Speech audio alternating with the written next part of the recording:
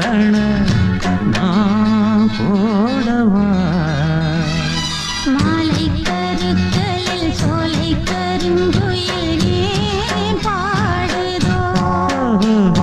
சோடி கோயில் ஒன்று பாடி பறந்ததை தான் தேடுதோ